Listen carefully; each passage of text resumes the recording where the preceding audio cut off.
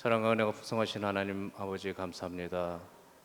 오늘도 이른 아침부터 주님의 전으로 인도하시고 이 오후 시간에도 주님을 사랑하고 사모하는 마음으로 저희들 모였습니다. 저희들 한마음 한뜻으로 주님을 찬양하고 예배할 때 주님 이 자리에 임재하여 주시옵시고 저희들의 예배를 받아 주시옵시고 저희들에게 한없는 축복 내려 주시옵소서. 예수님의 이름으로 기도드리옵나이다. 아멘. 저희들 세상에 너무 어려운 일들이 많고 힘든 일들이 많은데 저희들의 소망은 하늘나라에 있음을 고백하면서 찬양드리는 시간 갖도록 하겠습니다. 이 세상에 근심된 일이 많아 함께 찬양드리도록 하겠습니다.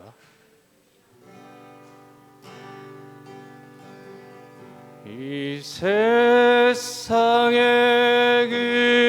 근심된 일이 많고 참 평안을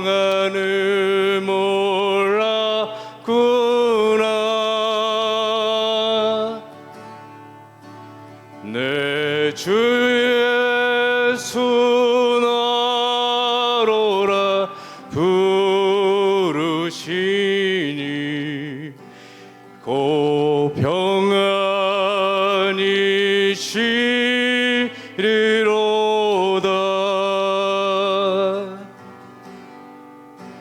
주 예수의 구원의 은혜로다. 참 기쁘고 즐겁구나.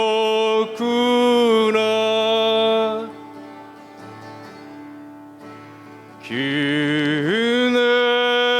은혜를 영원히 누리겠네. 고 평안이 시리로다.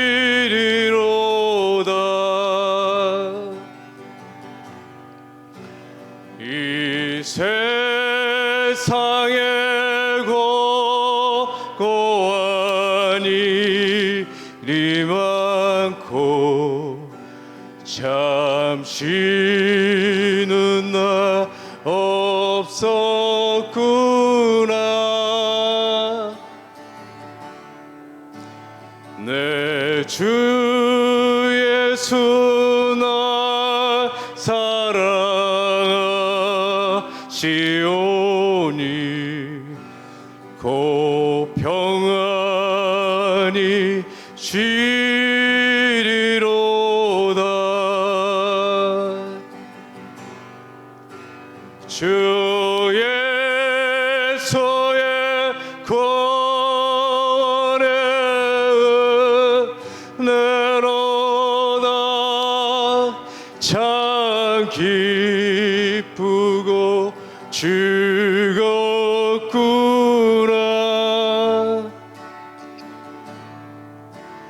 그 은혜를 영원히 누리겠네. 고 평안이 시리로다.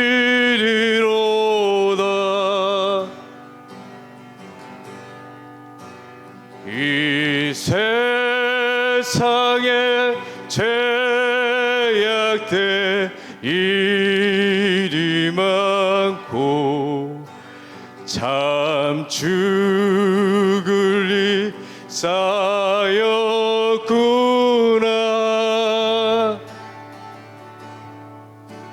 내 주 예수 날 건져 주시오니 고 평안이 시리로다.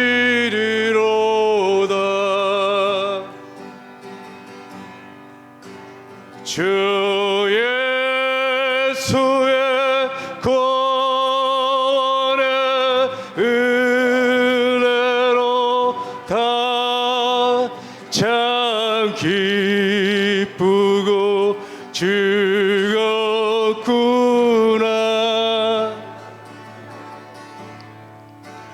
그날을 영원히 누리겠네. 곧 평안히 쉬리로다.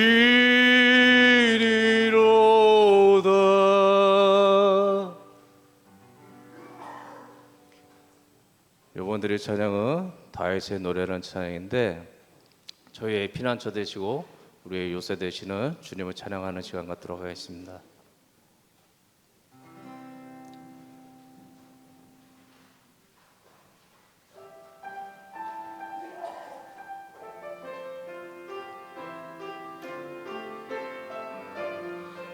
그는 나의 주, 그는 나의 주 아버지, 내 영혼을 불밭에 누이시고 새와 나무의 노래로 내 마음을 위로하여 주시네. 양들이 주인 찾듯이 오직 내 주님을 내가 찾고 또 따르니 주 곁에 나를 메어 주소서. 주는 내 피난처 내 요새 되시니 내 피할 곳은 주뿐이네. 나 돌아갈래 보냐 주의 집에서 내 주님 맞아 주시네. 주는 내 피난처 내 요새 되시니 내 피할 곳은 주뿐이네. 나 돌아갈래 보냐 주의 집에서 내 주님 맞아 주시니. 우리 찬송가 185장 함께 찬송하겠습니다. 찬송가 185장입니다.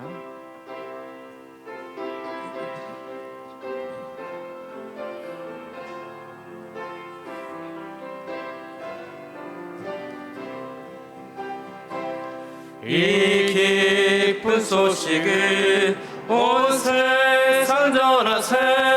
그 환난 고통을 당하는 자에게 주 믿는 성도들 다 전할 소식을 성령이 오셨네.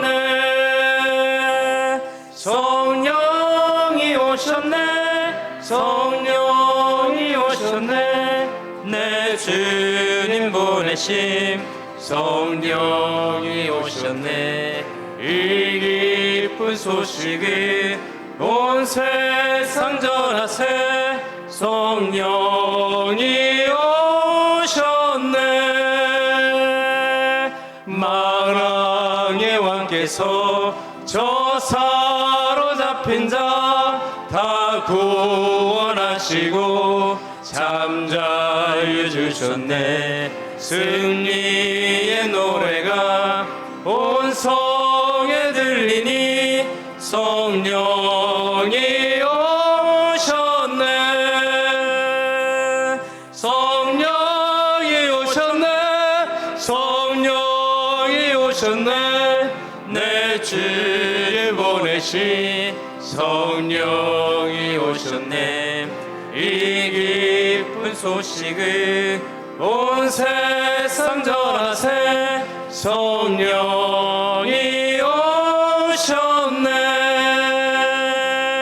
안 없는 사랑과 그 크신 은혜를 늘 의심하면서 안 있는 자에게 내 작은 입으로 고증하리니 성령이 오셨네. 성령이 오셨네. 성령이 오셨네. 내 주를 보내심 성령이 오셨네. 이 기쁜 소식을 온 세상 전하세. 성령이 오셨네. 아멘. 우리 다 같이 주하게 맞춰 묵상 기도 드리심으로 주일 오후 찬양 예배 하나님 앞에 올려드리도록 하겠습니다.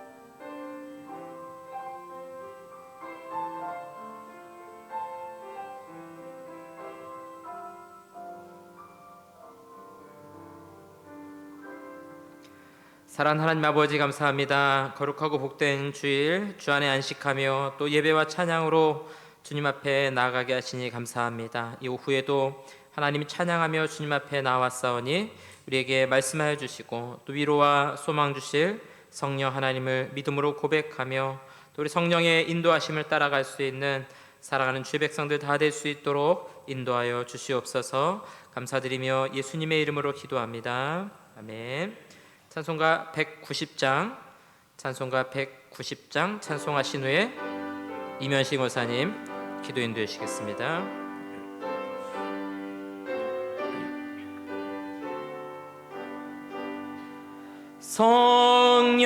성령이여 강림하사 나를 감하시고 애통하며 회개함마 충만하게 하소서. 예수여 비오니 나의 기도 들으사 애통하며 회개함마 충만하게 하소서. 성령이여 강림하사 크신 권능 주소서. 원하옵고 원하옵 충만하게 하소서. 예수여 비오니 나의 기도 들으사 애통하며 회개함마 충만하게 하소서. 힘이 없고 연약하나 엎드려서 비오니 성령 강림하옵소서. 충만하게 하소서. 예수여 비오니 나의 기도 들으사 애통하며 회개함마 충만하게 하소서. 정케하고 위로하사 복을 받게 하소서.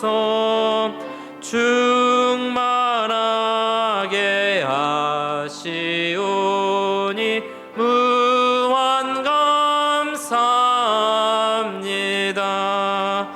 예수여 비오니 나의 기도 들으사 애통하며 회개하마 충만하게 하소서. 아멘.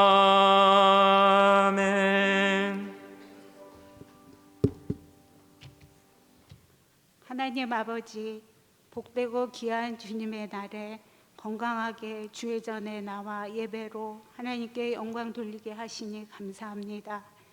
우리의 삶에 당연한 것이 없고 모든 것이 하나님의 은혜임을 고백하며 감사로 영광 돌립니다. 날마다 매 순간마다 하나님의 은혜 속에 살고 있으나 어리석고 미련한 저희들은 그 은혜를 잊을 때가 많습니다. 하나님의 은혜로 구원받고 이제는 내 안에 그리스도가 계시건만 그 뜻 가운데서 살지 아니하고 내 힘과 내 생각대로 살 때가 얼마나 많은지요. 하나님 용서하여 주시옵소서. 성령께서 저희를 인도하여 주셔서 말씀을 묵상하고 깨어 기도하여 하나님의 뜻을 깨닫고 그 뜻을 행하는 저희들이 되도록 믿음을 주시옵소서. 우리 교회를 사랑하여 주시니 감사합니다. 50년이란 세월 동안 여기까지 이끌어 주심을 감사드립니다. 모든 성도들이 하나님께 감사하며 신령과 진정으로 예배드리게 하셔서 하나님의 영광이 임하는 거룩한 예배되게 하여 주옵소서. 강석훈 목사님을 세워주셔서 감사합니다. 목사님께 영육의 강건함 주시고 성령의 충만과 말씀의 능력을 주시고 하나님의 사랑으로 성도들을 사랑하며 하나님 앞에 늘 바르고 정직하며 진실한 주의 종이 되게 하여 주시고 목사님을 통해 교회가 더 굳건하여지고 변화되며 부흥되게 하여 주시옵소서. 새로운 전도회가 편성되었으니 모이기에 힘쓰고 서로 사랑하고 교제하고 전도하는 전도회가 되게 하여 주시며 또 이끌어갈 좋을 일꾼들이 세워지게 하여 주시옵소서. 2023년 예산을 세울 예산위원회에게 믿음과 지혜를 주셔서 예산을 잘 세우게 하여 주시고 새해 교회의 일들이 잘 진행되게 하여 주시고 우리 교회의 재정이 부족하지 않도록 채워주시길 원합니다. 주일 학교와 청년부를 축복하여 주시옵소서. 우리의 자녀들이 믿음에서 바르게 잘 자라 사회에서 빛을 비추고 부모의 기쁨이 되며 하나님께 영광 돌리게 하여 주옵소서. 수험생들에게 함께 하시어 건강을 지켜주시고 마음의 평안을 주시고 끝까지 기도하며 최선을 다하여 좋은 결과를 얻게 하여 주시옵소서. 저희들도 남은 2달 동안 올 한 해 하나님께 약속한 것들을 잘 이행하여 마무리를 잘 하도록 이끌어 주시길 원합니다. 나라를 위해 기도합니다. 지난 주간은 안타까운 일로 애도의 시간을 보냈습니다. 다시는 이러한 일이 일어나지 않게 하여 주시고 이 나라 모든 백성들이 하나님을 경외하게 하여 주시며 하나님께서 이 나라를 통치하여 주셔서 바르게 세워주시고 하나님의 공의가 행해지는 나라 되게 하여 주시옵소서. 선포되는 말씀을 통해 하나님의 뜻을 잘 깨닫고 행하는 저희들 되게 하여 주시고 산울 성가대의 찬양을 기쁘게 받아 주시옵소서. 감사드리며 우리 주 예수님의 이름으로 기도합니다. 아멘.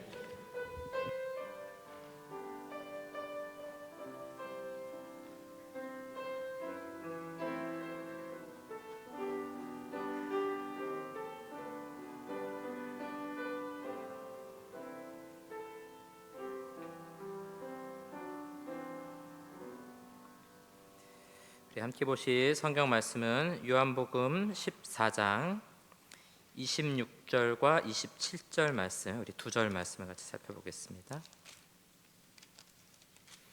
요한복음 14장 26절, 27절 말씀입니다. 2절 말씀이니까 우리 다 같이 한 목소리로 읽겠습니다. 시작. 보혜사 곧 아버지께서 내 이름으로 보내실 성령 그가 너희에게 모든 것을 가르치고 내가 너희에게 말한 모든 것을 생각나게 하리라. 평안을 너희에게 끼치노니 곧 나의 평안을 너희에게 주노라. 내가 너희에게 주는 것은 세상이 주는 것과 같지 아니하니라. 너희는 마음에 근심하지도 말고 두려워하지도 말라. 아멘.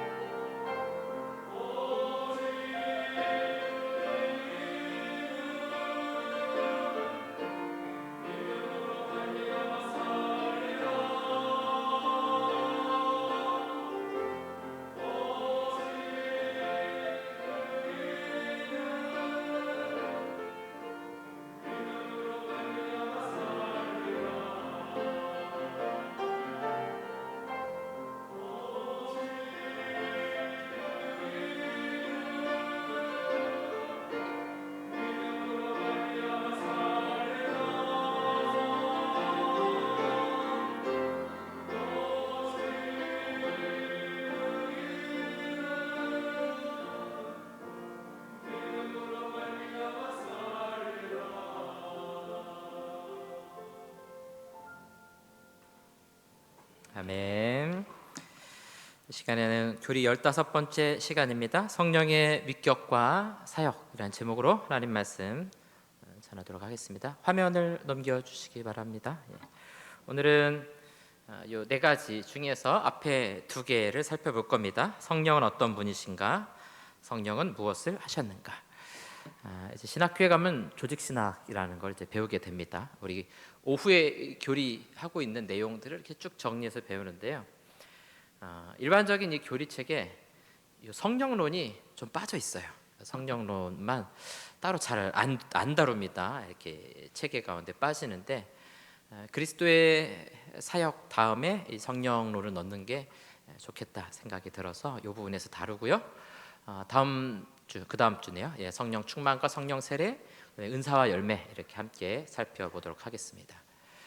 우리 앞에 찬송을 오랜만에 이 기쁜 소식을 이런 찬송 부르니까 기도원 같던 생각이 갑자기 확 나더라고요. 그래서 4분의 3박자인데 이 박수를 이렇게 치면서 불렀던 그 생각이 많이 납니다. 이상하게 기도원에서는 성령과 관련된 찬송을 많이 불렀던 것 같아요.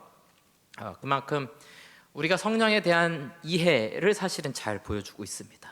그래서 과거에 어떤 분들은 뭐 성령 받아라, 뭐 물건도 아니고 뭐 받고 주고 합니까? 근데 그런 이해를 가지고 있었던 거예요, 사실은. 그래서 성령을 뭐 불덩어리쯤으로 생각하거나 어떤 인격체가 아닌 사물로 생각하거나 뭐 좀 그렇게 많이 이해했던 그런 경향들이 있습니다. 오늘 좀 이렇게 잘 정리를 하면서 성령이 어떤 분이신가, 또 무엇을 하셨는가, 어떤 분인지 무엇을 하셨는지 벌써 인격성이 포함되어 있는 것입니다. 그래서 함께 좀 이해하는 시간을 갖고자 합니다. 자, 성령 하나님은요, 삼위일체 하나님 중에 제3위 하나님이시고요, 아버지와 아들이 보내시는 분입니다. 이 단어가 되게 중요해요. 신학을 배울 때 성부는 성자를 낳으신다가 돼야 되고 성령은 보내신다가 돼야 됩니다. 뭐 그런 논의는 물론 이제 신학자들 사이에서 하면 되는 건데 역사적으로 여러 가지 좀 배경들이 있습니다. 그리고 아버지도 보내지만 아들도 보낸다 이렇게 돼 있죠, 우리 표현에는. 근데 이게 또 가톨릭 교회에서는 동방 교회와 서방 교회가 이걸 가지고 또 첨예하게 싸워요. 또 동방 교회는 왜 아들도 보내냐 뭐 이런 이제 논의를 하기도 합니다. 근데 우리는 이제 삼일체 할 때 다뤘던 것처럼 아버지와 아들이 함께 보내시는 분이 바로 성령이시다. 다른 말로 하면 그리스도의 영이다 이렇게 우리가 부를 수 있습니다. 자, 요한복음 16장에 보니까 내가 그를 너희에게로 보내리니 그라고 부르고 있죠. 그래서 성령은 인격적인 존재이다 하는 겁니다. 우리가 잘못 이해하면 성령을 사물이나 열이나 에너지, 불처럼 뭐 불 받아라, 이거 성령 받아라 이렇게 똑같이 이해하는데 같은 게 아닙니다. 우리 크게 오해하는 겁니다. 불 받는 거하고 성령 받는 거하고는 다른 거예요. 성령이 임하시는 사건과 불이 우리한테 임했다, 그건 감정적인 사건이거든요. 그거는 성령의 결과이지 불 자체가 성령은 아닙니다. 이렇게 이해하고 가시면 좋을 것 같습니다. 그래서 감정적인 존재이십니다. 성령을 근심하게 하였으므로 이런 표현 있죠. 그래서 성령 하나님은 인격적인 존재. 마치 우리가 예수님 생각할 때 어때요? 예수님의 형상과 모양을 머릿속으로 생각하죠.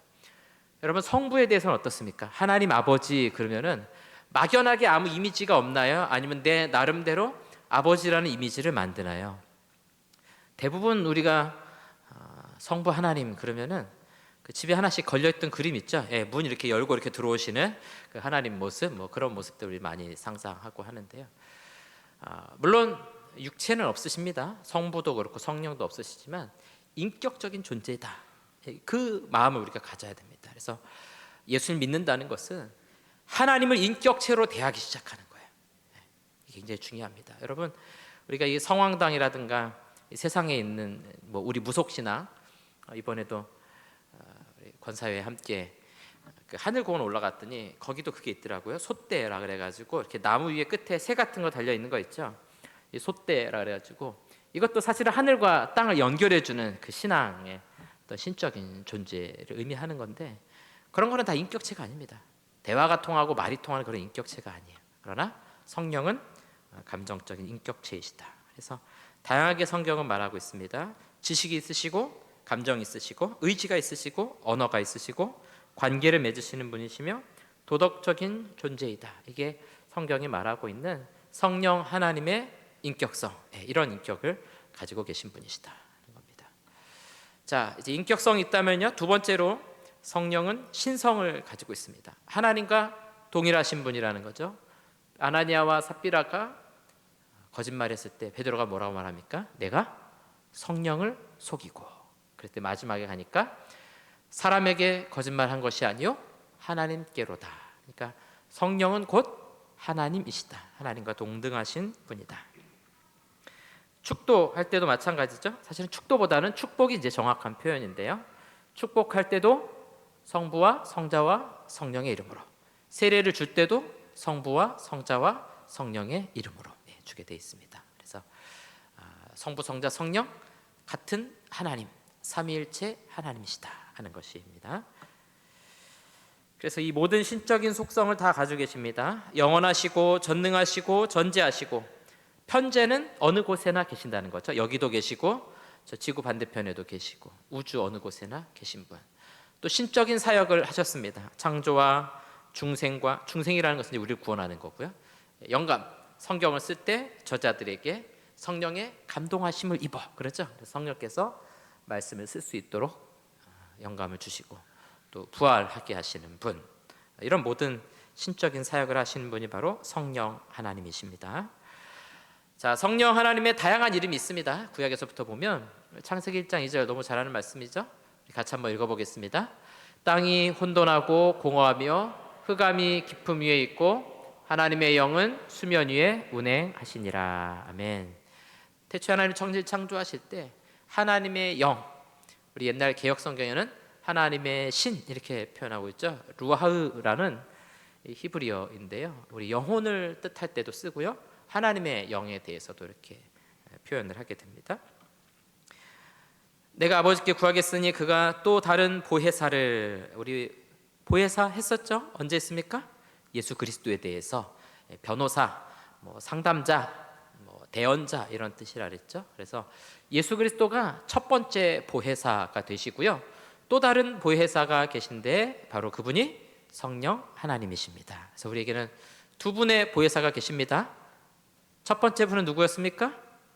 예수님. 어디 계십니까? 하나님 우편에 우리를 위해 중보하고 계시는 보혜사. 그리고 우리 가운데 임하신 또 다른 보혜사는 성령 하나님. 이렇게 우리가 구분을 해볼 수 있겠습니다. 자, 로마서 8장 15절. 너희는 다시 무서워하는 종의 영을 받지 아니하고 양자의 영을 받았으므로 우리가 아빠 아버지라고 부르짖느니라. 양자가 뭡니까? 양자가? 요즘엔 잘 안 쓰지만 옛날에는 많이 썼었죠. 그래서 이제 이런 경우도 있죠. 형제가 있는데 형이 자식을 못 낳고 둘째가 아들을 낳았어요. 그래서 어떻게 합니까? 둘째가 낳은 그 아들을 형의 집에 양자로 보내는 거예요. 그게 옛날 이야기가 아닙니다, 여러분. 그게 오래되지 않은 이야기예요. 70년대, 80년대 이런 80년대 있었는지 모르는데 70년대, 80년대까지만 해도 그런 일들이 종종 우리 주변에 있었거든요. 그 양자라는 건 뭐예요? 자기 친아들이 아니지만 자기 아들을 삼는 거거든요. 그러니까 성령은 양자의 영이에요. 우리를 하나님의 아들로 입양시키는 역할을 성령께서 하시는 거죠. 그러니까 구원의 역할을 성령이 하시고 계시다라는 겁니다. 그래서 성령의 다양한 이름들이 있습니다. 하나님의 신, 주 여호와의 신, 아버지의 성령, 진리의 영, 보혜사, 성령의 영, 생명의 성령, 그리스도의 영, 양자의 영, 아들의 영, 또 영광의 영, 대언의 영, 이런 표현들, 다양한 용어들을 사용하시는 분이 바로 성령 하나님이십니다. 자, 이제 성령의 사역에 대해서, 그럼 성령은 어떤 일을 하시는가 하는 걸 보겠습니다. 땅이 혼돈하고 공허하며 흑암이 깊음이 있고 하나님의 영은 수면에 운행하시니라. 창조의 때이죠. 그래서 이 성령 하나님은 창조에 관여하신 하나님이시다. 우리가 창조 그러면 일반적으로 누구의 사역으로 생각합니까? 성부의 사역으로 생각하죠. 근데 성부만의 사역이 아니에요. 요한복음 1장 1절에 보면 태초에 하나님이 말씀이 계시니라. 이 말씀이 하나님과 함께 계셨으니 이 말씀은 곧 하나님이시니라. 이 천지가 창조될 때 같이 관여하셨던 분이 누구냐? 말씀 대신, 로고스 대신 그리스도, 그분이 함께 관여하셨고요. 그로 말미암아 세상이 창조되었다라고 기록하고 있어요. 그러니까 이 창조의 사역은 성부 하나님이 계획하시고 그리스도 성자를 통해서 이루어지고 또 성령께서 함께 동참하신 사역이다 하는 겁니다. 또 주께서 낯을 숨기신즉 그들이 떨고 주께서 그들의 호흡을 거두신즉 그들은 죽어 먼지로 돌아가나이다. 주의 영을 보내어 그들을 창조하사 지면을 새롭게 하시나이다. 자, 그래서 이 성령 하나님은 섭리와 보존에 있어서도 성령께서 함께 관여하신다라는 겁니다. 이게 우리가 이제 성부의 사역이었었잖아요. 창조를 다룰 때. 근데 이 성부 하나님의 창조 사역, 또 섭리와 보존하시는 그 사역에 성령께서 함께 동참하고 계시다는 거죠. 그러니까 성령께서 사역에 동참하지 않는 부분은 없습니다. 거의 모든 사역에 성령께서 늘 함께 하시고 관여하시게 되는 거예요. 구약에 보면 이 성령에 대해서 아주 정확하게 성령이다 이렇게 표현하는 부분이 많지는 않아요.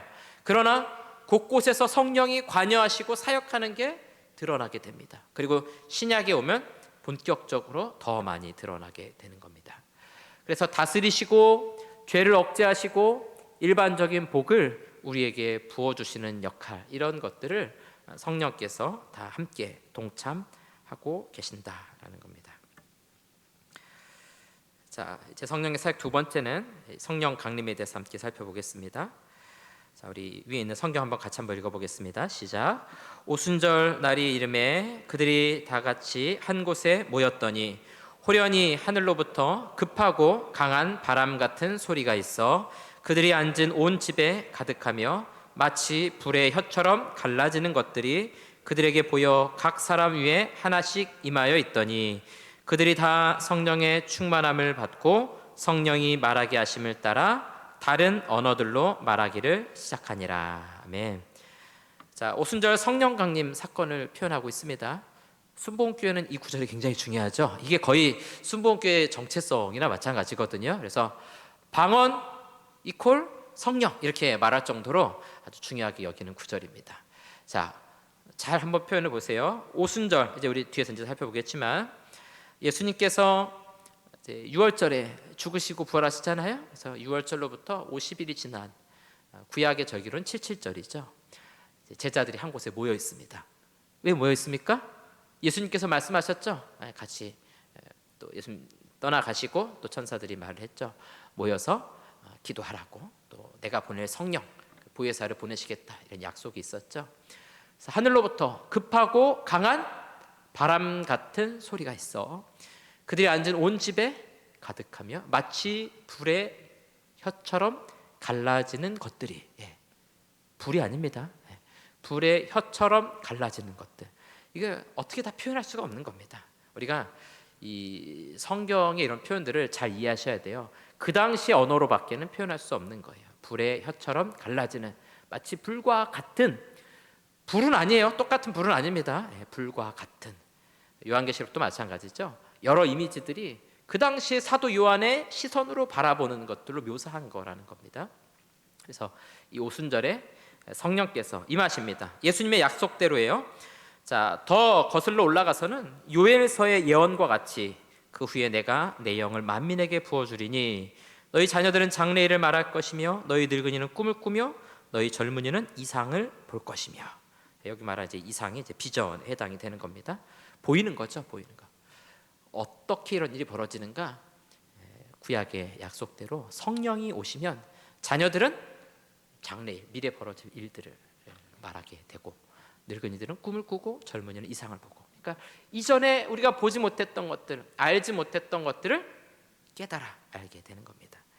자, 여러분 오늘 우리 읽었던 성경 다시 한번 보시겠습니까? 여러분 성경을 쭉 다시 한번 보시면 26절에 보혜사 곧 아버지께서 내 이름으로 보내실 성령 그가 너희에게 모든 것을 어떻게 하신다고요?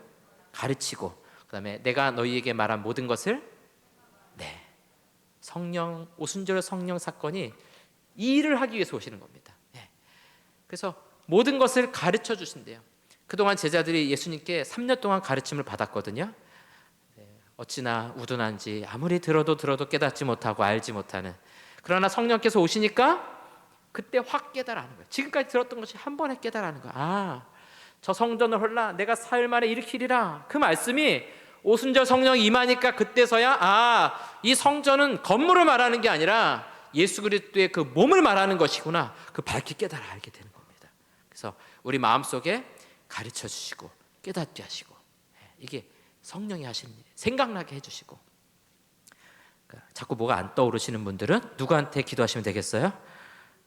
주여 리모컨이 어디가 있습니까? 이렇게 기도하십시오. 제가 웃으면서 말했지만 진담입니다. 제가 군대에서 비밀 문서를 취급하는 일을 했었는데 그 비밀 문서를 접수받을 때 그 대장을 쓰게 돼 있어요. 근데 이게 비밀 문서만큼이나 이제 중요한 문서인데 어느 날 갑자기 이게 싹 없어진 거예요. 그래서 우리 대장님이 놀라보라고 막 이거 대장 다 찾아내라고 그러더니 아무리 뒤져도 안 보이는 거야.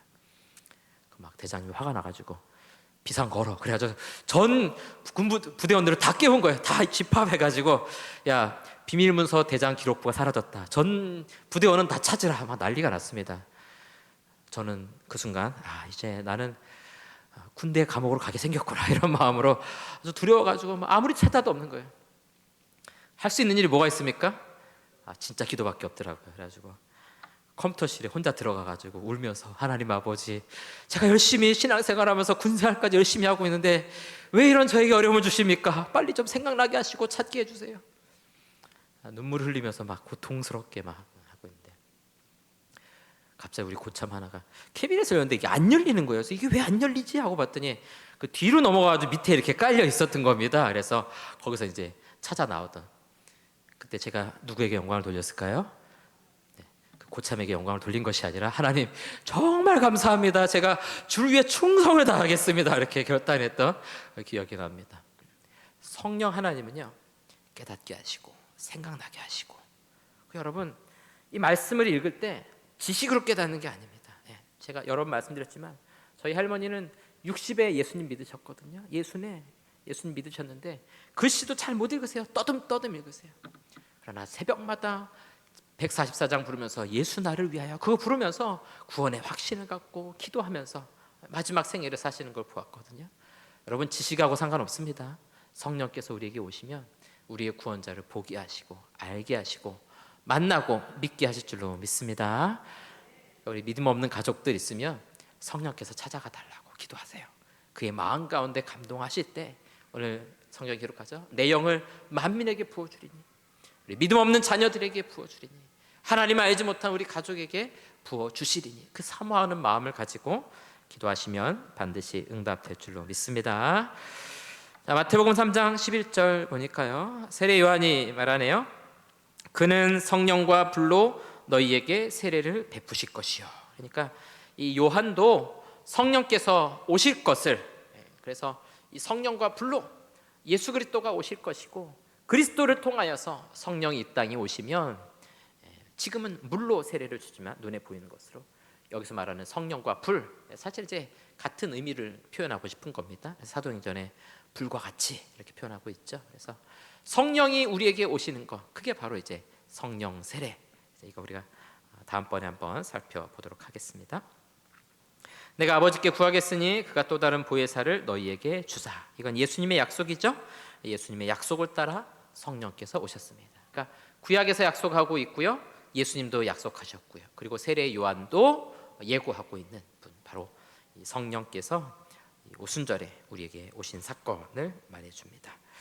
자, 성령 강림의 결과, 성령께서 오셨을 때 어떤 결과가 나타났는가? 약속대로 오셨고요, 예수님의 말씀을 깨닫고 생각나게 하십니다. 여러분, 오순절 성령 사건 전까지만 해도 제자들은 어땠습니까? 대다수가 학식이 없는 사람들이었습니다. 지식이 없는 사람들, 글을 잘 읽지 못하는 사람들이었죠. 또 비겁한 사람들이었죠. 예수님 잡혔을 때 다 도망가잖아요. 근데 오순절 성령 강림 이후에 완전하게 달라집니다. 어디서 그런 담대함이 나올까요? 이 공회 앞에, 사내들인 공회 앞에 나가서 우리가 하나님의 말씀 듣는 것과 너희들의 말 듣는 건 어떤 것이 옳은지 판단해보라. 어떻게 이런 담대함이 나옵니까? 도망치던 자들이. 또 사도행전 4장에 보면, 오늘 본문도 그렇고요, 하나님이 하신 일들을 구약에서부터 쭉 설교를 해요. 베드로가. 이게 베드로가 할 수 있는 말인가 싶습니다. 여러분, 사도행전 보면은 베드로가 이런 사람이 아니거든요. 이런 지식 있는 사람이 아니에요. 어떻게 깨닫게 됩니까? 성령께서 이 제자들의 마음 가운데, 지식 가운데 임하시니까 하나님의 말씀이 깨달아지고, 구약에서부터 이 신약 시대에 이르기까지 이 구속사, 구원의 역사가 무엇인지를 한눈에 깨닫게 되는 겁니다. 너무 부럽지 않습니까? 저는 신학교 가가지고 막 열심히 공부해도 좀 깨달을까 말까 하고, 저보다 훨씬 위대하고 훌륭한 신학자들도 많은데 그분들은 또 뭐라는 줄 알아요? 저와 같은 이런 적은 지식으로 어떻게 하나님을 알아갈까? 그 위대한 신학자도 그렇게 말하면 우리 같은 사람은 어떻게 살라는 거예요? 근데 이런 사도들은 성령이 임하니까 이거 밝히 깨달아 알게 되는 겁니다. 또 세 번째가 방언을 통해서 복음을 전파. 자, 이 의미를 잘 보셔야 됩니다. 오늘 아까 우리 읽었던 9절에 보면 다른 언어로, 우리 예전 번역으로는 방언으로. 자, 여기서 말하는 방언은 뭡니까? 나도 못 알아듣는 그 방언이 아니고 이방의 언어예요. 다른 나라 말입니다. 그래서 이 제자들이 120명의 제자들이 마가의 다락방에서 기도할 때 온 세계에서 온 사람들, 뭐 갑바도기아, 본도, 뭐 유럽, 마게도니아 이런 데서 온 사람들이 다 뭐라고 말하냐면, 와, 저 사람들 어떻게 이렇게 하나님의 큰 일을 말하는가? 다 알아듣는 거예요. 로마 사람들도 알아듣고, 터키 사람들도 알아듣고, 수리아 사람들도 알아듣고, 저 아프리카에서 온 사람들도 자기 나라 말로 알아듣는다는 거죠. 그 말은 뭐냐면, 이 제자들이 했던 이 다른 언어, 방언이라는 것은 아주 분명하게 누군가가 다른 나라 말로 이해할 수 있는 표현, 그 말을 했다라는 것이죠. 오늘날 우리가 하는 방언하고는 질적인 차이가 있습니다. 왜 이렇게 하셨느냐? 세계 선교를 위해서, 당장 나가야 될 세계 선교를 위해서 하나님께서 이런 성령을 통해서 다른 언어들을 하게 하신다는 거죠. 저 시대에는 외국어 학원이 없었잖아요, 그렇죠? 그러니까 언제 공부해서 언제 선교합니까? 지금은 달라요. 하나님, 뭐 저 이슬람권으로 선교 가야 되는데 이슬람 언어의 방언을 주십시오. 하나님께서 학원에서 배워라 이렇게 말씀하십니다. 지금하고는 달라요. 오늘날 우리가 받는 방언의 은사와는 질적인 차이가 있다 하는 것입니다. 이거 다음에 한번 또 살펴보겠습니다. 그리고 성령 강림을 통해 교회가 세워지게 되고요. 이 이방인들, 이 오순절 성령 강림 때 이 방언을 통해서 다른 나라 말로 하나님의 큰일 말하는 것을 들은 많은 사람들이 자기 지역으로 돌아가서 또 복음을 전파하게 되는 그런 계기가 됩니다. 여러분, 사도행전에 보면 사도들이 각자 흩어지잖아요. 흩어지면서 어떻게 각 지역마다 교회가 세워지게 될까? 너무 신기하거든요. 바로 이 오순절에 많은 디아스포라 유대인들 또 이방인들이 와서 듣고 가면서 복음이 전파되었다라는 것입니다. 자, 우리 신약의 오순절을 좀 구약과 연관시켜서 한번 살펴보도록 하겠습니다. 이 두 가지 구도를 여러분들이 잘 이해해 주시면 좋을 것 같습니다. 구약에서는 오순절이라는 표현은 없습니다. 77절이 있어요. 그래서 6월절 후에 7주, 77에 49죠. 그 다음에 있는 날을 우리가 77절 혹은 맥추절 절기로 지키게 됩니다. 6월절 후 50일 있죠. 신약에서는 바로 6월절 어린 양 대신 예수 그리스도, 그분의 죽음과 부활 이후 50일째 되던 날에 성령이 임하신 사건입니다. 그래서 구약의 77절 때는 시내산에서 율법을 받고 이 율법을 통해 하나님과 언약을 맺었습니다. 신약에서는요, 다락방에서 성령을 받고 성령으로 말미암아 새로운 언약을 맺게 되는 겁니다. 그래서 이 구약 시대 시내산에서 율법을 받았다면 신약 시대에는 이 마가의 다락방에서 성령을 받은 사건, 이 두 사건이 함께 평행을 이루면서 가게 되는 겁니다. 근데 구약 시대는 어땠습니까? 받은 율법을 지킵니까? 못 지킵니까? 못 지켜요. 여러분, 구약 성경 쭉 읽어보세요. 저도 성경판으로 하면서 읽으면서 느끼는 거지만 어쩜 이렇게 실패하고 실패할까? 모세 때에도 하다 실패하고, 여호수아가 가나안 땅을 정복해 가는데 결국 마지막에 가면은 쫓아내지 못하더라. 사사기에 가면요, 계속해서 뭘 반복하느냐? 누구를 쫓아내지 못했더라. 누구를 쫓아내지 못했더라. 실패의 역사예요. 신앙에 있어서 순종에도 실패하고 모든 부분에 실패하죠. 그러나 오순절 성령은 우리에게 율법의 요구를 이루게 만드십니다. 그게 로마서 8장에 나오고 있는 사도 바울이 핵심적으로 하고 싶은 이야기죠. 우리 육신으로 말미암아 연약하여 할 수 없는 그것을 성령은 하시나니, 성령 하나님을 의지하면 우리가 율법의 요구를 이룰 수 있다 하는 것입니다. 구약에서 이 77절 사건을 통해 시내산을 통해서 하나님의 백성으로 인정받았다면 이제는 성령이 임하심으로 하나님의 자녀가 되는 겁니다. 그러니까 여기 우리 성도들이 모여서 이렇게 함께 예배하는데 나에게 성령이 임해야만 내가 하나님의 자녀가 되는 겁니다. 여러분, 성령이 임하심을 믿으십니까? 내 안에 성령이 계심을 확신하십니까? 그 확신이 있을 때 우리는 하나님의 자녀가 되는 겁니다. 목사님, 저는 확신이 없는데요, 뭔가 뜨거운 그런 체험도 없고 뭐가 잘 모르겠는데요. 그런 분들은 질문하시면 돼요. 하나님의 살아계심이 믿어집니까? 믿어진다면 성령께서 내 안에 오신 거예요. 내가 죄인인 것을 인정하고 예수 그리스도를 믿음으로만 내 죄를 용서받고 구원 받으심을 믿으십니까? 할 때 아멘 하실 수 있는 분들은 성령께서 우리 마음에 오셔서 우리의 지성을 바꾸신 겁니다. 지성의 회심이에요. 완전히 변화시키는 거죠. 자, 시내산에서 이스라엘 공동체가 시작됐다면 성령 임하심으로 이제 교회라는 공동체가 시작되었고요. 구약에는 불기둥과 구름기둥으로 이스라엘 백성들을 지키고 보호했다면 이제 우리의 삶은 누가 지켜주고 보호하십니까? 성령께서 우리 모든 성도의 마음 가운데 임하셔서 우리를 지키시고 보호하신다라는 것입니다. 우리 안에 이 성령이 계시고 떠나가지 않으심을 믿고 확신하시기를 주님의 이름으로 축원합니다. 어떤 목사님이 그런 얘기 하더라고요. 많이 들었던 얘기인데, 무당이 구슬하고 있을 때 내가 진짜 성령의 사람인지 가서 확인하고 싶었다는 거예요. 가가지고 몰래 이렇게 보고 있었는데 그분 말로는 무당이 와가지고 자기한테 가라고 했다나 그런 얘기를 하더라고요. 여러분 그거 안 하셔도 됩니다. 나 진짜 성령 충만한가? 궁금해서 무당집에 가서 내가 누군지 맞춰보라고, 그런 거 안 하셔도 돼요. 여러분 왜 성령을 시험합니까? 그렇게 믿음이 없어요? 하나님의 살아계심이 믿어지면 내 안에 성령이 계신 겁니다. 굳이 왜 그걸 무당한테 가서 확인합니까? 무당이 목사님도 아니고 뭘 그걸 확인하세요? 무당한테 물을 필요 전혀 없어요. 구타한 데 가서 물을 필요 전혀 없습니다. 예배당에 와서 찬양하고 말씀 듣고 내 안에 확신이 생기고 아멘으로 화답할 수 있는 우리 입술이 열려진다면 성령이 내 안에 계신 것입니다. 성령이 나와 함께 하심을 믿고 확신하시기 바랍니다. 그러면 걱정과 두려움도 사라지게 돼 있어요. 항상 우리 인생의 불기둥, 구름기둥 우린 쫓아가기만 하면 되는 것입니다. 자, 이제 우리 마지막 부분입니다. 특별 사역. 자, 성령께서 하시는 특별한 사역은 무엇인가? 성령의 일은 아들을 영화롭게 하는 것, 아들에게 초점이 맞춰져 있어요. 여러분, 성령은 단독적으로 사역하시는 분이 아니에요. 이거 여러분들 잘 주목하셔야 됩니다. 성령은 말씀 대신 예수 그리스도와 함께 하십니다. 그래서 말씀이 있는 곳에 성령의 역사가 있어요.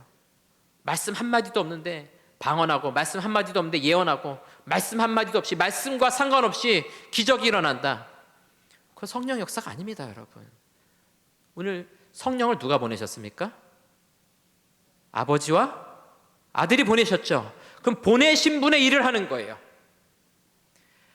아버지의 일을 하는 것이고 그리스도의 일을 하는 겁니다.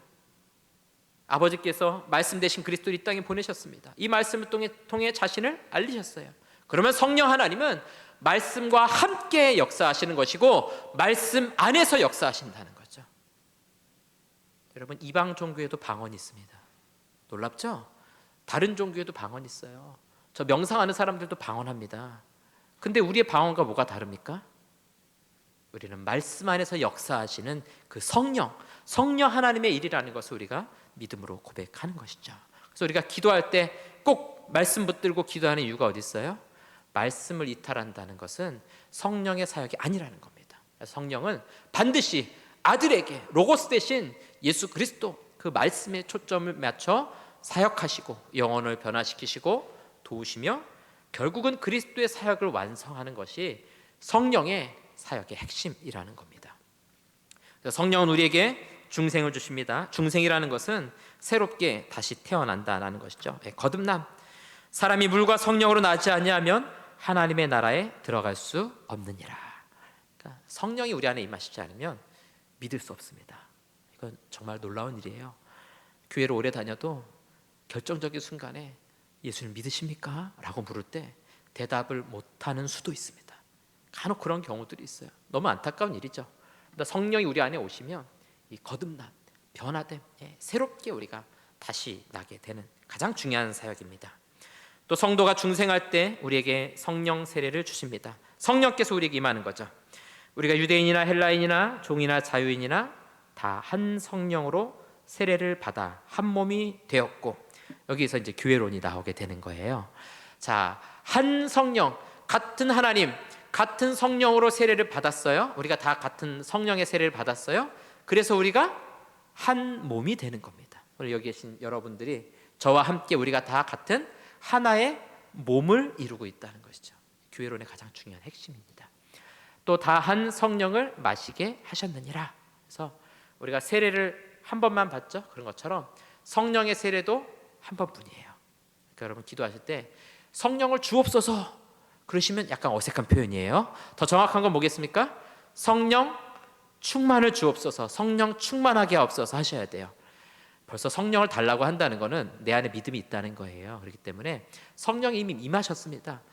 근데 어떤 때는 막 믿음이 떨어지는 것 같고 하나님이 나하고 함께 하시지 않는 것처럼 느껴지잖아요. 그건 우리의 감정입니다. 감정. 객관적인 사실이 아니에요. 감정이라는 거예요. 예. 여러분 때로는 살다 보면은 내 자식이 내 자식 같지 않을 때가 있죠. 저런 게 어디서 나왔을까? 어디서 나왔어요? 검사해 보면은 내 몸에서 나온 거죠. 예. 그 객관적인 사실은 변하지 않습니다. 난 누구 닮아서 그렇게 사고를 치냐? 아버지 닮아서 그렇습니다. 우리에게 성령이 임한 것은 변하지 않는 거예요. 객관적인 사실이에요. 우리의 감정이 흔들릴 수 있어요. 그래서 우리에게 필요한 게 뭐냐면은 성령 충만, 성령 충만을 구할 때 우리의 마음이 뜨거워지고 또 하나님의 사랑이 깊이 느껴지게 된다는 것이죠. 그래서 이 성령 세례와 충만을 조금 구분할 필요가 있습니다. 세 번째로 성령께서 신자 안에 내주하신다. 우리 안에 거하시는 거죠. 그래서 너희와 함께 거하시며, 이 거한다는 것은 이 장막을 치고 머물러 산다 이런 뜻입니다. 그러니까 성령께서 우리 마음속에 장막을 치시고, 좀 한국적인 표현하면은 이불을 까시고, 뭐 누워 계시는 건 아니겠지만 우리 안에 완전히 들어오셔서 야 같이 살자. 나 너하고 이제 같이 살 거다. 너가 어떻게 해도 나는 나가지 않을 거다. 은혜가 되지 않으십니까? 얼마나 감사합니까?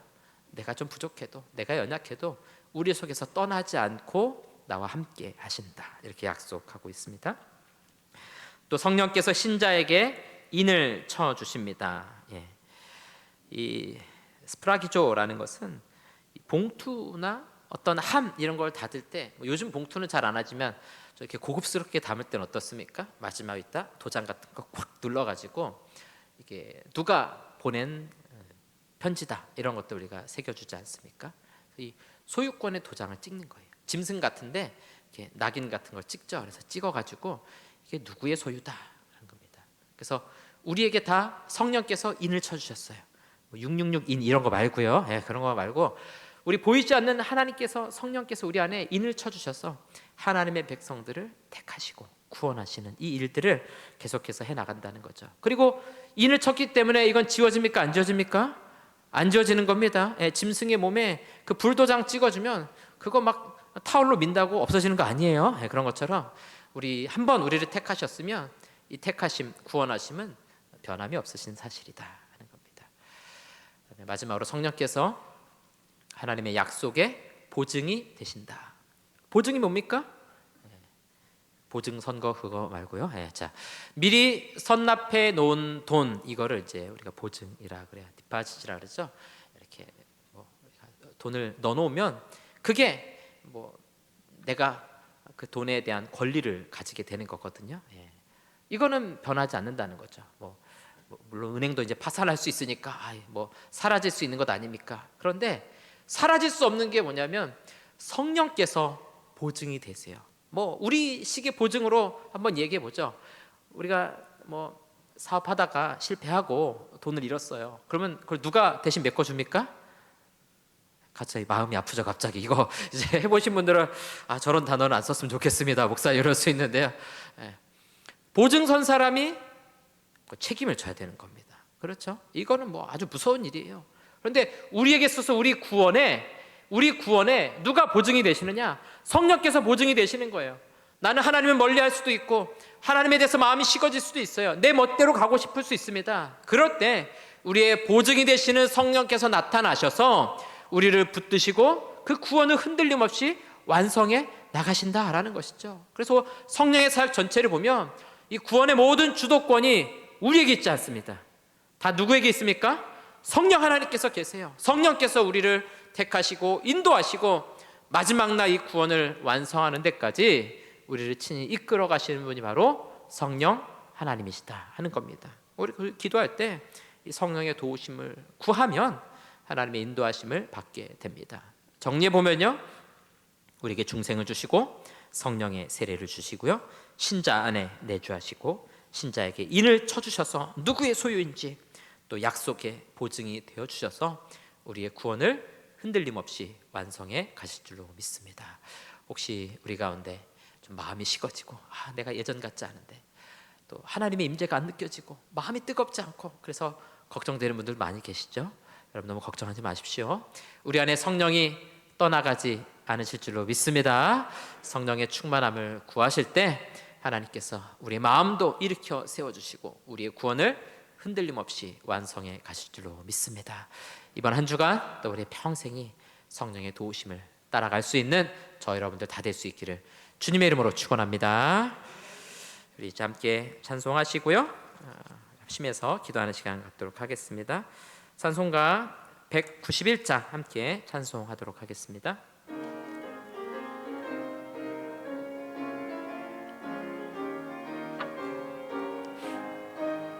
내가 매일 기쁘게 순례의 길 행함은 주의 팔이 나를 안보함이요 내가 주의 큰 복을 받는 참된 비결은 주의 영이 함께함이라 성령이 계시네 할렐루야 함께하시네 좁은 길을 걸으며 밤낮 기뻐하는 것 주의 영이 함께함이라 전에 죄에 빠져서 평안함이 없을 때 예수 십자가의 공로 힘입어 그 발 아래 엎드려 참된 평화 얻음은 주의 영이 함께함이라 성령이 계시네 할렐루야 함께하시네 좁은 길을 걸으며 밤낮 기뻐하는 것 주의 영이 함께함이라 나와 동행하시고 모든 염려하시니 나는 숲의 새와 같이 기쁘다 내가 기쁜 마음으로 주의 뜻을 행함은 주의 영이 함께함이라 성령이 계시네 할렐루야 함께하시네 좁은 길을 걸으며 밤낮 기뻐하는 것 주의 영이 함께함이라 세상 모든 욕망과 나의 모든 정욕은 십자가에 이미 못을 박았네 어두운 밤이 지나고 무거운 짐 벗으니 주의 영이 함께함이라 성령이 계시네 할렐루야 함께하시네 좁은 길을 걸으며 밤낮 기뻐하는 것 주의 영이 함께함이라 할렐루야 성령이 우리와 함께할 줄로 믿습니다. 광고 말씀드리겠습니다. 오늘 예배 후에 예산위원들 잠시 모임을 갖도록 하겠습니다. 우리 위원장님과 함께 모여주시기 바랍니다. 학습세례 입교 예식 있습니다. 우리 각 구역과 우리 부서에서는 학습세례 입교 대상자들 파악하셔서 우리 교육자님들께 말씀해 주시고요. 저도 학습세례 교육, 세례 입교 교육 함께 동참할 예정입니다. 또 추수감사주일 온가족 예배 여러분 잘 준비해 주시고요. 가족 사진 보내주셔야 됩니다. 우리 교구 사역자들에게 카톡으로 가족 사진 보내주시면 우리 아름다운 영상을 만들어서 함께 보는 시간을 갖도록 하겠습니다. 전도회 총회 다음 주에 계속해서 진행이 되고요. 또 우리 수험생들 위해서 계속해서 기도해 주시기를 부탁드리겠습니다. 이 시간 우리 합심해서 같이 기도하도록 하겠습니다. 우리 오전에 들었던 말씀 또 오후에 들었던 말씀 생각하면서 우리 하나님 말씀 앞에 순종하기 원합니다. 이것도 사실은 성령의 인도하심이 필요합니다. 성령께서 말씀 앞에 순종할 수 있는 힘을 주시고 하나님 말씀이 믿어지게 하시고 하나님의 선하신 뜻과 계획을 따라갈 수 있게 해달라고 또 성령 충만하게 해달라고 기도해 주시고요. 또 우리 각 부서 예산안 이제 또 편성 준비 중에 있습니다. 성령 우리 하나님 함께 해주셔서 지혜를 주시고 또 잘 계획하고 진행해 나갈 수 있도록 또 내년 사역 위해서도 기도해 주시고요. 또 오늘 세워진 전도회 우리 회장님들 위해서 또 다음 주에 세워질 우리 전도회 회장님들 위해서 같이 기도할 때 하나님의 주신 힘과 또 능력으로 사명 잘 감당할 수 있게 해달라고 이 시간 우리 말씀 듣고 기도하며 또 우리 교회를 위해서 주 한번에 지갑심해서 같이 기도하겠습니다. 주여 사랑하는 아버지 하나님 감사합니다. 오늘 거룩하고 복된 주일 주 안에서 말씀 듣고 또 기도하며 나아가게 하시니 감사합니다. 아버지 하나님 진리의 말씀 오직 주의 말씀 앞에 순종하고 복종하며 그 말씀대로 순종할 수 있는 사랑하는 모든 성도들 될 수 있도록 아버지 하나님 인도하여 주시옵소서. 성령의 도우심이 필요합니다. 성령의 인도하심이 필요합니다. 우리의 마음을 변화시켜 주시고 우리의 삶이 변화될 수 있도록 인도하여 주시옵소서. 우리를 구원하신 성령 하나님, 우리의 구원을 완성하실 것을 믿고 고백하며 그 성령의 인도하심을 날마다 따라갈 수 있도록 아버지 하나님 인도하여 주시옵소서. 오늘 또 우리 예산위원회 모입니다. 하나님 내년 예산과 또 사역위에 성령께서 함께해 주셔서 하나님 잘 편성할 수 있도록 지혜와 명철을 주시고 하나님의 도우심을 힘입을 수 있도록 주님 역사하여 주시옵소서. 학생의 입교 교육과 또 추수감사절 온 가정 예배 위에 또 하나님 함께해 주셔서 하나님의 은혜 가운데 진행되게 하시고 오늘 세워진 전도 회장님들 또 다음 주에 계속해서 세워질 우리 전도 회장님들 하나님께서 기억하여 주셔서 우리 교회 하나님이 기뻐하시는 일꾼들로 세워져 갈 수 있도록 도와주시옵소서. 내년에 우리 교회가 더욱더 힘있게 일어나게 하시고 선교의 귀한 사명들 감당할 수 있도록 아버지 인도하여 주시옵소서. 또 우리 수험생들에서 기도합니다. 우리 사랑하는 주의 아들 딸들을 기억하여 주셔서 지치지 않도록 피곤치 않도록 하나님 붙들어 주시옵시고 귀한 열매 거둘 수 있도록 하나님 은혜 베풀어 주시옵소서. 하나님께서 도우시고 역사하여 주시옵소서. 사랑하는 아버지 하나님 감사합니다. 오늘 거룩하고 복된 주일 주님 안에 안식하며 또 말씀과 기도로 하나님 부어주시는 은혜를 맛보게 하시니 감사합니다. 이번 한 주간도 말씀에 순종하게 하시고 말씀을 따라가게 하시고 성령의 인도하심을 따라 살아갈 수 있는 성령 충만한 우리 모든 성도들 될 수 있도록 하나님 인도하여 주시옵소서. 지혜와 명철을 도와주 시옵시고 이 세상 일들을 분별할 수 있는 능력을 주시고 우리의 마음이 식어진 성도들이 있다면 다시금 성령의 충만함을 주셔서 뜨거운 심령으로 하나님을 사랑하고 또 구원의 확신을 가지고 살아갈 수 있도록 인도하여 주시옵소서. 또 우리 교회가 이제 내년 사역을 또 준비하는 가운데 있습니다. 우리 예산위원들 하나님께서 함께해 주셔서 은혜 가운데 잘 편성하게 하시고 또 우리 내년 사역 가운데 함께해 주셔서 우리 교회가 힘있게 일어나게 하시고 부흥하게 하시고 많은 생명을 살리는 교회가 될 수 있도록 주님 인도하여 주시옵소서. 특별히 추수감사주일 온가족 예배를 준비하고 기획하는 가운데 있습니다. 우리 믿음 없는 가족들 하나님 변화될 수 있는 기회가 될 수 있도록 성령께서 저들의 마음 가운데 찾아가 주시옵소서. 우리 자녀들에게 우리의 믿음과 신앙을 전수할 수 있는 기회가 될 수 있게 하시고 감사가 회복되는 기회가 될 수 있도록 주님 역사하여 주시옵소서. 오늘 전도회 총회를 통해 세워진 우리 회장님들 또 다음 주에 계속해서 세워질 우리 회장님들 기억하여 주셔서 하나님 내년에 우리 전도회가 힘을 얻어서 선교의 귀한 사명 함께 전도하고 격려하고 세워가는 귀한 사역들 잘 감당해 나갈 수 있도록 우리 하나님 인도하여 주시옵소서. 우리 7월 17일에 있을 우리 수능시험 우리 수험생들 기억하여 주셔서 지치지 않도록 피곤치 않도록 낙심하지 아니하도록 몸과 마음을 지키시고 보호해 주시옵소서. 저들을 좋은 길로 인도하여 주시옵시고 하나님 믿음이 굳건해지게 하시며 하나님이 예비하신 선한 길로 인도하여 주시옵소서. 우리 사랑하는 모든 성도들 이번 한 주간도 하나님과 동행하며 성령 충만한 삶이 되기를 간절히 바라옵고 원하오며 이제는 우리 주 예수 그리스도의 은혜와 하나님 아버지의 크신 사랑과 성령의 위로교통 충만하심이 성령께서 우리와 함께 하시고 우리 구원의 보증이 되셔서 흔들림 없이 구원을 완성하실 것을 믿고 확신하는 사랑하는 성도들과 저들의 가정과 직장과 사업장 위에 이제로부터 영원토록 함께 있을지어다. 아멘.